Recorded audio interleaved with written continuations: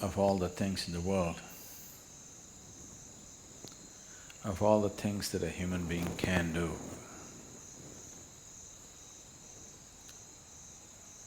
why yoga?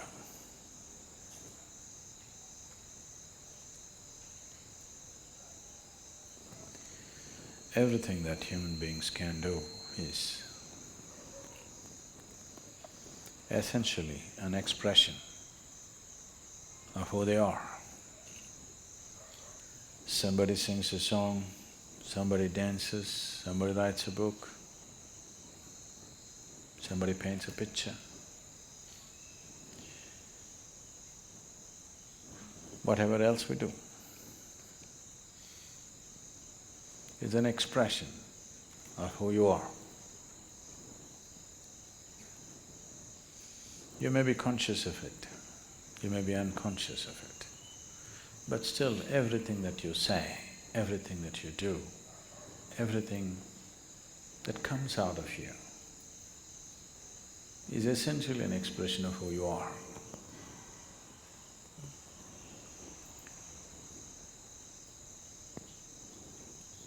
So yoga, in that way, is diametrically opposite to this, because it's not an expression of who you are. It's about determining as to who you are. It's about determining as to what you want to be. Changing the very fundamentals of one's existence. Today, there is substantial medical and scientific evidence to show that the very fundamentals of the activity of your brain, your chemistry, even your genetic content can be changed by practicing different systems of yoga.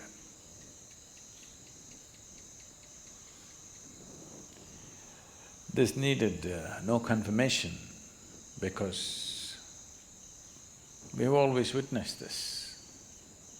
But today there is scientific data to prove this. So this is not an expression of who you are, this is about determining the nature of who you wish to be, changing the fundamental ingredients which has made you who you are.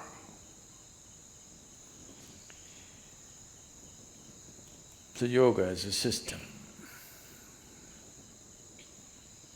needs much more involvement than any other things that any other forms of things that we do, which are merely an expression of who we are. If you find full expression through any particular activity, it may also leave you somewhat transformed. If you cook with all your heart, some transformation may happen. Yes? Taking care of a cow can change your life, you know. If you sing with all your heart, some transformation may happen. If you dance with all your heart, some transformation may happen. But that is only a certain impact that is happening because of absolute involvement in a particular activity. But essentially that activity by nature is an expression of who you are. It is not determining the nature of who you are. So when we transform our activity, not as an expression of who we are, because who wants to find expression like this in the morning? Definitely not, isn't it? So, it is not an expression, it is a method, it is a means, it's a technology through which you can change the shape of who you are. Literally also, otherwise also. You can change the very shape of who you really are right now, that can be transformed. Because who you are right now as a person is a combination of things. genetic material, before that, the karmic substance that you carry. Because of that, you chose a certain womb, so the genetic material.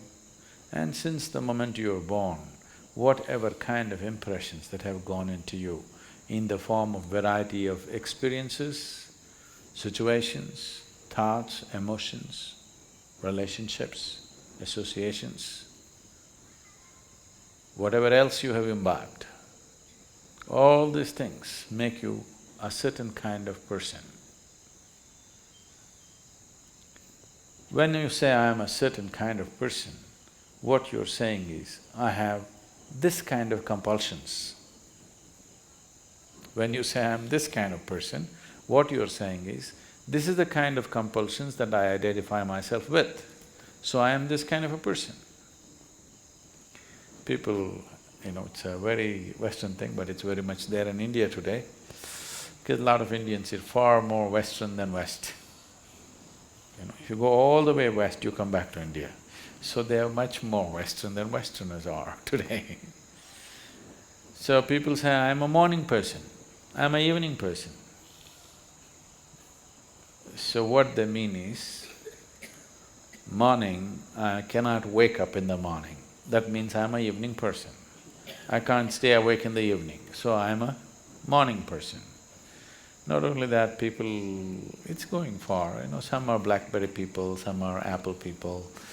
It's all world is getting divided in so many ways. They're not just instruments that you use and keep it down, you get identified with it. So there are chapati people, there are rice people, there are dosa people, there are idli people, all kinds. So, what kind you are is essentially a certain type of compulsion.